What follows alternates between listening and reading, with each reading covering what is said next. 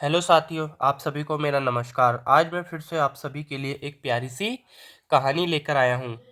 पिछली कहानी मेरी बहुत अच्छी गई थी। पिछली कहानी में आपने बहुत कुछ देखा, तो आज फिर से मैं एक और नई कहानी लेकर आया हूँ और इस कहानी में हम बहुत कुछ सीखेंगे। किस तरीके से इंग्लिश को हिंदी में ट्रांसलेट किया जाता है, हर एक मीनिंग्स, हर एक वर्ड की मीनिंग हिंदी में जानेंगे और इंग्लिश को अच्छी तरीके से पढ़ेंगे।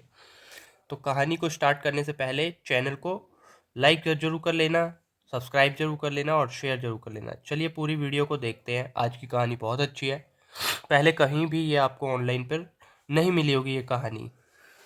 सो खास मैं आप सभी के लिए एक प्यारी सी कहानी लेकर आया हूँ। तो चलिए स्टार्ट करते हैं। The honest minister. ऑनेस्ट का मतलब होता है ईमानदार, मिनिस्टर का मतलब होता है मंत्री, यानी कि ईमानदार मंत्री की आज की हमारी प्यारी सी एक कहानी है। तो चलिए कहानी को आगे बढ़ते हैं। तो जैसे कि यहाँ पर ये मंत्री है और ये राजा है। तो देखिए कहानी में क्या होता है, जानते हैं आज। An honest minister valued fair trade in the kingdom, यानी कि एक ईमानदार मंत्री सही, फेयर मतलब होती है सही कीमत, व्यापार में, व्यापार के राज्य में सही कीमत वह निर्धारित किया करता था। मंत्री एक ईमानदार मंत्री था जो निर्धारित किया करता था कि राज्य में किस चीज की कीमत क्या होगी।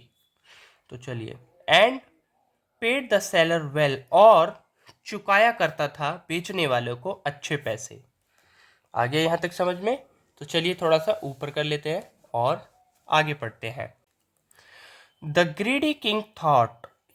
ग्रीडी का मतलब होता है लालची, थॉट मतलब विचार। तो यानी कि लालची राजा ने सोचा, if he keep paying everyone so Fairlie.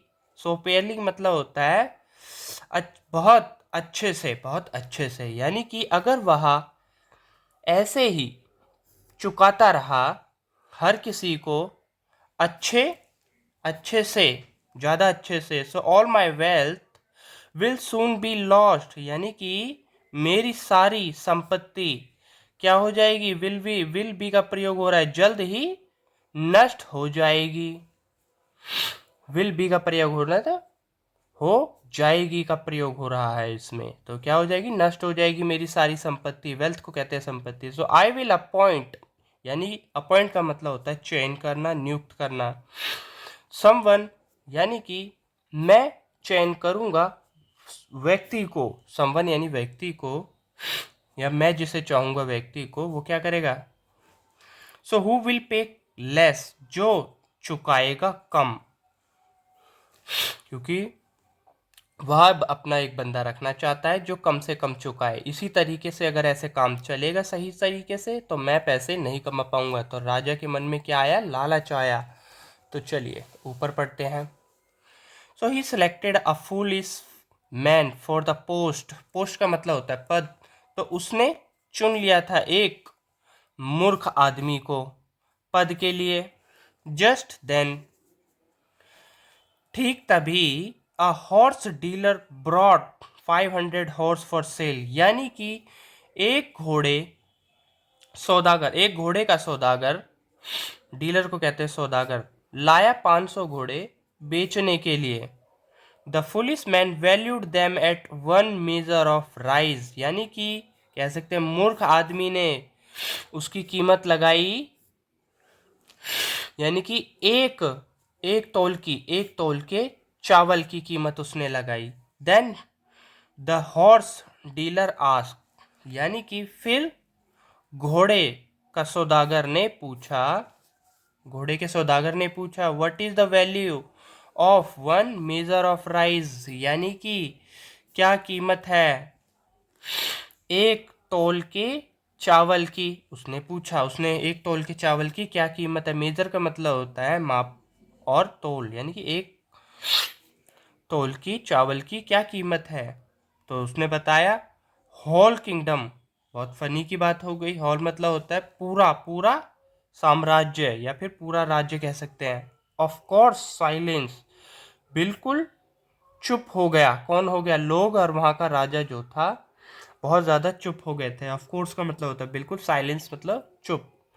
Then king was looking to foolish man, फिर राजा देख रहा था और आईएनजी लग गया तो रहा था। क्या देख रहा था?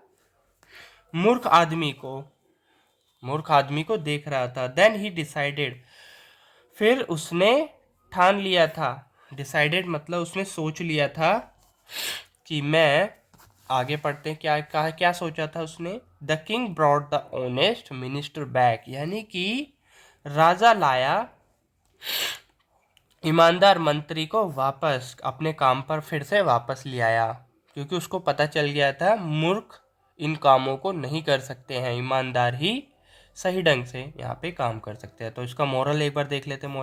मोरल क्या निकल रहा है? कीमत सही और सही सौदा। आज की कहानी हमारी बहुत प्यारी थी, बहुत अच्छा लगा और हमने सारा कुछ सीखा। कहानी में हमने एक एक वर्ड भी सीख लिया और सारी चीज़ें सीख ली।